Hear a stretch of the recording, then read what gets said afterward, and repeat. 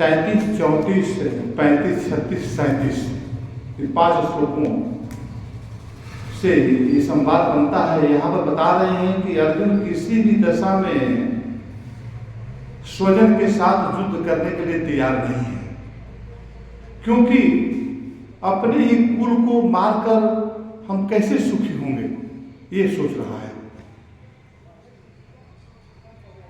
आगे बता रहे हैं कि अर्जुन को युद्ध करने और मारने में कोई संकोच नहीं था पहले, किंतु उसे स्वजन के साथ युद्ध करने में और उन्हें मारने में संकोच हो रहा है। उसे अपना और पराया का भाव अथवा ममत्व सता रहा है। उसे वह मोहग्रस्त है और मोह में जो अंधे हो जाने के कारण स्वजन के मार दिए जाने की स्थिति में भी उससे वो मारना नहीं चाहता। कहते स्वजन हमको मार दें, हमको स्वजन खत्म कर दें, लेकिन हम युद्ध नहीं करेंगे, हम उनको नहीं मारेंगे। वह यह भूल गया,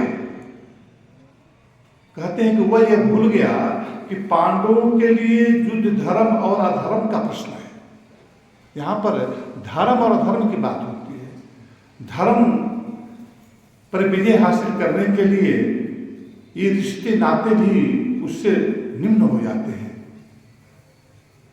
धर्म एक कल चर्चा हो रही थी इसी के ऊपर धीरे धीरे से, तो मैं बताया कि धर्म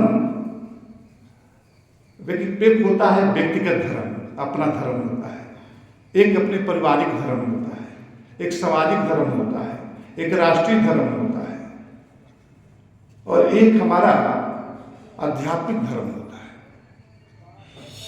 धर्म अपने में पूर्ण है। हम अपने व्यक्तिगत धर्म को भी इतना नगण्य ना समझें, ना पारिवारिक धर्म को। कोई कहता है कि राष्ट्र के लिए अपने आप को बलिदान कर दो। अगर धर्म पर व्यक्ति है, धर्म पर आधारित है और राष्ट्र की बात आती है तो उस व्यक्ति का धर्म बड़ा हो जाता है। जैसे मान लीजिए कि एक बहुत बड़ा देशभक्त है, बहुत बड़ा देशभक्त है, और वो जो है देश के प्रति बहुत वफादारी किया है अपने जीवन में रग रग में उसको देशभक्ति समाई हुई है। लेकिन किसी परिस्थिति के कारण, किसी सामंजस्य के कारण अगर उसे देश जो है देशद्रोह कोई राष्ट्र साबित कर दे, वही राष्ट्र किसी कारण से, जैसे पिक्चर में हम लोग देखते हैं, तो देशद्रोह साबित कर दे उसको, और देशद्रोह साबित करके उसको फांसी लगा दे या उसको जेल में बंद कर दे। बाद में जज को जो पता चलता है कि व्यक्ति देशभक्त था, व्यक्तिगत धर्म से देशभक्त था, तो फिर उसके ऊपर जज को विचार करना पड़ता है। जज उसके ऊपर पश्चाताप करता है अगर मृत्यु का दंड दे देता है तो ये मैं बहुत बड़ा गलती न्याय कर दिया, क्योंकि और बाहरी तत्व भ्रमित करके उसको जो है न्याय को अन्याय में परिवर्तित कर दे तो वो छोटा हो गया, लेकिन व्यक्तिगत धर्म बड़ा हो गया। तो यहाँ पर व्यक्तिगत धर्म, यहाँ बता रहे हैं कृष्ण कि हे अर्जुन, तुम्हारा जो रिश्ता नाता है इसका धर्म इसलिए नगण्य है, छोटा है कि यह धर्म के ऊपर आस्था है। तुम जिस दुर्योधन के लिए तुम इतना प्रयत्न कर रहे हो बचाने के लिए, उसके पक्ष में जो खड़े हैं मरने मारने के लिए, उसको तुम अपना समझकर उससे अलग होना चाहते हो कि तुम अधर्म के साथ दे रहे हो, क्योंकि ये करने के बावजूद भी उसका मन बढ़ेगा दुर्योधन का, और आज उसको कुछ नहीं बोलोगे, कल जो है वो ऐसा अत्याचार करेगा जिसमें कि राष्ट्र के प्रति बहुत हानि कर सकता है, क्षति पहुंचा सकता है। इसलिए वो अधर्म के पथ पर है, इसलिए तुम धर्म के साथ देकर उसको इस युद्ध में खड़े हो जाओ। यही बात हम बता रहे हैं। कहते हैं कि पांडवों के लिए युद्ध धर्म और अधर्म का प्रश्न है तथा उसका उद्देश्य न्याय की रक्षा है। इन आताताइयों ने द्रौपदी की सभा में नग्न करने का प्रयत्न किया था, आताताई बोलते हैं, तथा वचन देकर भी भूमि देना अस्वीकार कर दिया, किंतु स्वजन को देखकर अर्जुन क्षत्रिय का कर्तव्य भूल गया। क्षत्रिय का क्या कर्तव्य है भूल रहा है। युद्ध करने अथवा हत्या करने को वह पाप नहीं समझता, किंतु पापी स्वजन के साथ युद्ध करने और उन्हें मारने में उसे पाप दिखता है, जैसे बताया गया। पापी स्वजन पापी हैं। एक कोई पाप कर रहा है, कोई गलत काम कर रहा है, दूसरा उसका सपोर्ट कर रहा है, उसके साथ रह रहा है, तो भी उतना ही गुनहगार बन जाता है। तो इसलिए हमें अपने जीवन में सत्य को धारण करने के लिए धर्म के पथ पर चलना अति आवश्यक है। कहते हैं कि वह स्वजन शक्ति और संकीर्ण मोह का प्रभाव है। स्वजन को मारकर कैसे प्रसन्नता होगी? अर्जुन कहता है स्वजन को मारकर कैसे प्रसन्नता होगी? अर्जुन के भाई भतीजे जिन्हें राज्य चाहिए अथवा विपक्ष के स्थित धृतराष्ट्र के पुत्र आदि सभी उसे समान रूप से स्वजन प्रतीत हो रहे हैं। कुछ समय पूर्व वह दुर्योधन की दुर्बुद्धि और आताताई कह रहा है। अर्जुन मोहजन्य विषाद से ग्रस्त होने पर प्रलाप कर रहा है तथा वह विवेक खोकर दयनीय अवस्था को प्राप्त हो गया है। व्यथित होकर अर्जुन श्री कृष्ण को जनार्दन अर्थात मनुष्यों को स्वतंत्र कराने वाला कहता है। अर्जुन कर्म भीरू हो गया है तथा कर्तव्य को टालने के लिए अनेक तर्क प्रस्तुत कर रहा है। वह युद्ध क्षेत्र से भागना चाहता है किंतु भ्रांत है। दुष्टता करने पर कटिबद्ध मनुष्य पापी होता है तथा क्षमा का पात्र नहीं होता। यहां पर आताताई की बात आती है कि आताताई 6 प्रकार के होते हैं। आतताई बोलिए, आताताई नहीं, आतताई। आताताई शब्द नहीं, आतताई, हाँ ठीक है, वो जैसे हाँ आतताई जो होते हैं, आतताई वो 6 प्रकार से उसको समझा जाता है। कहते हैं कि मोहवश तथा भावुकतावश दंड ना देना।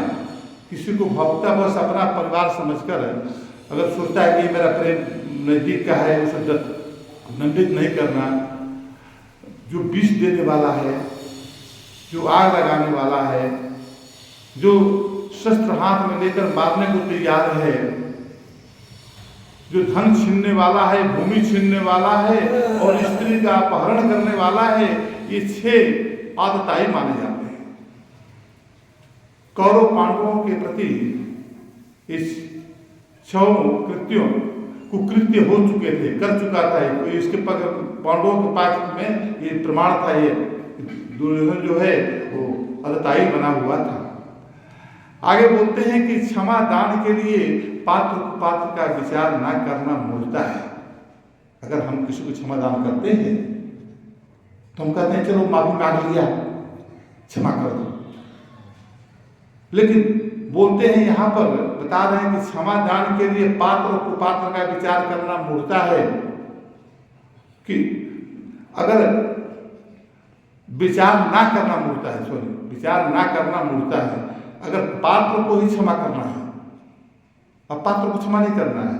अगर उसको क्षमा करते हैं तो उसका मन और बढ़ेगा और वो जो कुविचार करेगा, कुकर्म करना शुरू कर देगा। तो हमें ये ध्यान देना चाहिए कि हमें जो क्षमा के पात्र है उसे ही क्षमा करना है। एक बार क्षमा किया, 2 बार क्षमा किया, क्षमा करते करते हजारों बार गलतियां करता जा रहा है, तुम क्षमा करते जा रहे हो तो उसका मन बढ़ाते जा रहे हो। एक दिन ऐसा समय आएगा कि आपको कभी तो होश लेगा अंदर में, जब उसका समय आ जाएगा। इसलिए उसको ध्यान देना है। आगे बोलते हैं कि कोई राष्ट्र नेता या राज्य प्रशासक संत वृत्ति का होते हुए भी देश पर आक्रमण करने वाला तथा भूमि छीनने वाले को स्वेच्छा से क्षमा नहीं दे सकता। कहने का मतलब है कि जो राजनेता हैं तो राजनेता का ये कर्तव्य अलग होता है। वो जो है एक संत की तरह जो कहते हैं कि भाई पाकिस्तान से कोई आकर जो है आतंक मचा दिया, आतंकी पहुंच गए, क्षमा कर दो, दया कर दो, करुणा कर दो, उसको माफ कर दो। वो भी तो हमारे जैसा ही है, उसके अंदर भी प्रभु बसते हैं। लेकिन वो जो है आपको उसका दुष्ट विचार जो है आपको बहुत क्षति पहुंचा सकता है। इसलिए हमको इस चीज का पात्र नहीं हो, क्षमा का पात्र। इसलिए हमें उसके ऊपर ध्यान देना चाहिए। आगे बोलते हैं कि दुष्ट शासक का धर्म है कि वह जन जीवन को सुरक्षित करने के लिए और दुष्टता का दृढ़तापूर्वक दमन करें। प्रश्न अपने पराये तथा स्वजन परिजन का नहीं, बल्कि उचित अनुचित अथवा धर्म अधर्म का होना चाहिए।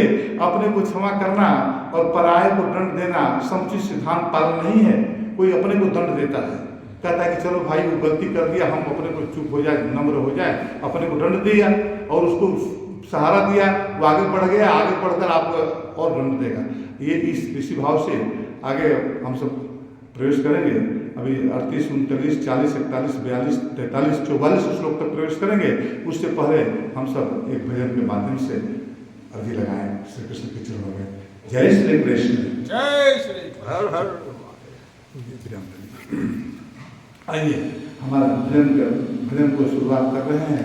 हमारे प्रभु जो है त्रिपाठी जी भजन के माध्यम से प्रभु को अर्जी लगाएं।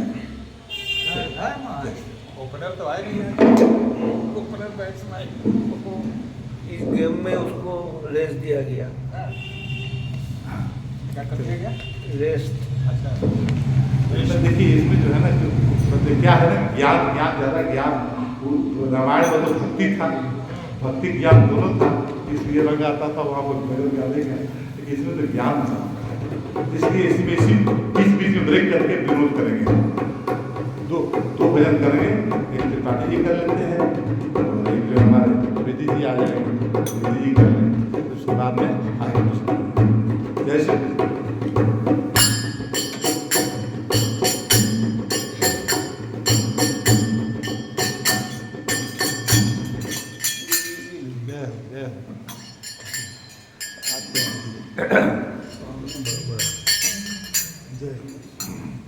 जय श्री राधे।